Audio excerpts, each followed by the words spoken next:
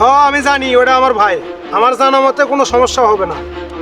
দেখিস ভেবে চিন্তা করিস, পরে আবার তো ফালাই দেবো তো গো। রাজা চাচা, আপনার ঘরে এতদিন রাখছি, আমি আর রাখতে পারবো না। কিরে, কি জন্য ডাকলি? ডাকলাম একটা দরকারে, বুঝছস? আব্বার সাথে দেখা করে একবারে অনেক বলি কথাটা। আচ্ছা চল আয়। আসসালামু আলাইকুম কাকা। ওয়ালাইকুম আসসালাম। আব্বা একটু উঠে আসেন। কি রে বা বল। আব্বা রনিরে ডাকলাম এই উদ্দেশ্যে যে এই যে বাড়িটা যে পুরাতন হয়ে গেছে, টিনমির মোর্চা ধরছে, পানি পড়তেছে, চাইতেছি যে এখানে একটা বিল্ডিং উঠাবো। হ্যাঁ, এই জন্য আরে ডাকলাম। এই ভাই তো বিল্ডিং উঠাইছে, এই জন্য একটু পরামর্শ নিব। তিনজনে মিলে একটু পরামর্শ করে কি করা যায়। এবং এই যে বাড়ির কাছে যে রাস্তা, ইট খোয়া বালি নিয়ে আসতেও কোনো সমস্যা হবে না, গাড়ি খরচ কম লাগবো। এই কারণে এরা ডাকলাম যে কিভাবে কি সুবিধা হয়। ঠিক আছে, চাইছিলাম শহরে বিল্ডিং করবো। ঠিক আছে, তা আব্বা যেহেতু গ্রামে থেকে অভ্যস্ত, শহরে থাকতে পারবো না, এই কারণে চিন্তা ভাবনা আবার করলাম যে গ্রামেই বাড়িটা করি।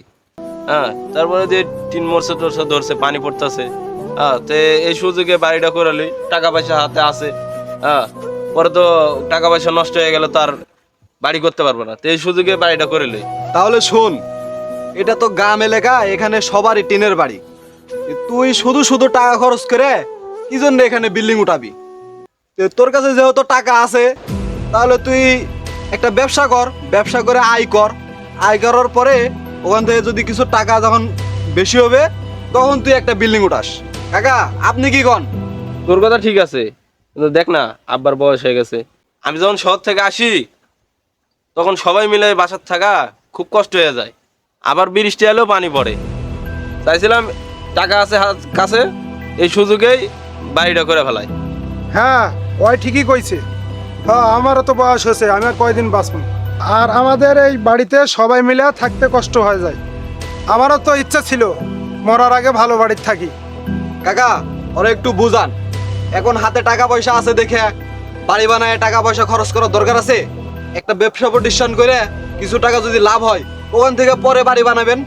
আচ্ছা, তোর কি বাড়ি বানানো এতই জরুরি? শোন, বাড়ি ঘরের যে অবস্থা, এই সুযোগে বাড়ি না বানালে হবে না। তো চাইছিলাম এই সুযোগে বাড়িটা বানা ফেলাই। তো কাকা, আমি বলতেছিলাম কি, এখন বাড়ি বানায় শুধু টাকা নষ্ট করে কোনো লাভ নাই। তো আমার তো যেহেতু বাড়ি আছে, তো আমার 2-3টা রুম এমনি খালি থাকে। তো চাইলে আপনারা ওখানে কিছুদিন থাকতে পারেন। হ্যাঁ ভাতিজা, তুই ঠিকই কইছস। আর নাজিম তুই কি কস? হ্যাঁ, থাকলে তো থাকা যায়, কিন্তু পরে আমাকে দোষ দিতে পারবে না।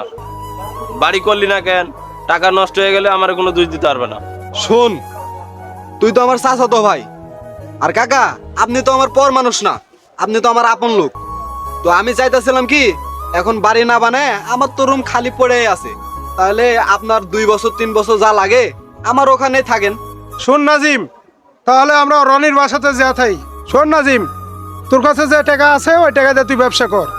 আচ্ছা ঠিক আছে, তোমার যেটা ভালো মনে হয়, কিন্তু পরে কোনো আমাকে দোষারোপ দিতে পারবে না। আচ্ছা কাকা, তাহলে আপনারা আজকে যাবেন না কালকে যাবেন? হ বাবা, বৃষ্টি বাদলের দিন তো, বৃষ্টি হলে ঘরে পানি পড়ে, তো কালকে থেকে উঠি। আচ্ছা কাকা, তাহলে আজকে আমি বাসায় যাই, আর আপনারা তাহলে কালকে চলে আসেন। আচ্ছা বাবা, তাহলে তুমি যাও, তাহলে কালকে থেকে তোমার বাড়িতে যাবো। আচ্ছা, আসেন কাকা। আব্বা কথা যে দিলেন, দেখি ভাবে চিন্তা দিলেন। হ্যাঁ ভাবে চিন্তা তো দিছি।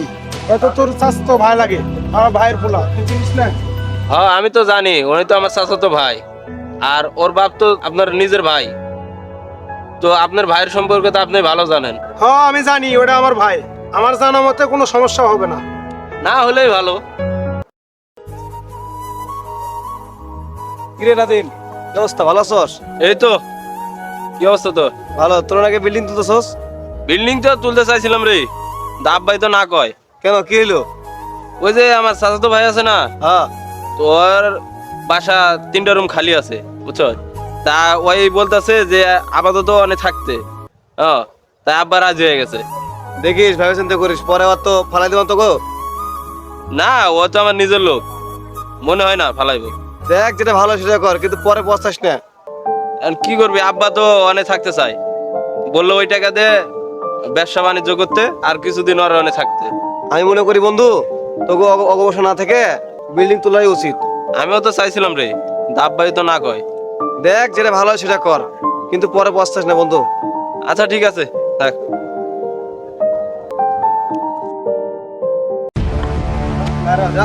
চাচা, আপনার ঘরে এতদিন রাখছি, আমি আর রাখতে পারবো না। আপনারা হয় আপনার ঘর নিজের বাসায় যান, আর না হলে অন্য জায়গায় ভাড়া যান। আমি 1 বছর মানবতার খাতিরে আপনার ঘরে রাখছি, আমি আর রাখতে পারতাম না। বাবা তুমি না কইছিলা 2-3 বছর রাখবা, আর মাঝপথে বের করে দিতেছো, এখন আমরা কই যাবো? কাকা, আমি এত টাকা খরচ করে বাড়ি করছি, আপনাদের বলছি থাকতে থাকতে দিছি, কিন্তু আপনারা যে এত বছর থাকবেন আমি তো আর এটা আগে জানি নাই। আপনারা কই যাবেন যান গা, আমার বাড়িতে আপনার জায়গা নাই, যান। বাবা নাজিমের যে টাকা ছিল ব্যবসা বাণিজ্য করে, এটা এত ব্যবসা লস খাইছে, এখন তো বাড়ি ঘর করার আর সামর্থ্য নাই। এখন এই হঠাৎ করে আমরা এখন কই যাবো? কাকা, এতদিন আপনারে মানবতার খাতিরে রাখছি, এখন আমার পরিবার বড় হয়েছে, আমি এখন আপনাদের আর রাখতে পারবো না। আপনারা এখন কই যাবেন যান গা, আমার বাসার সামনের থেকে দূর হন।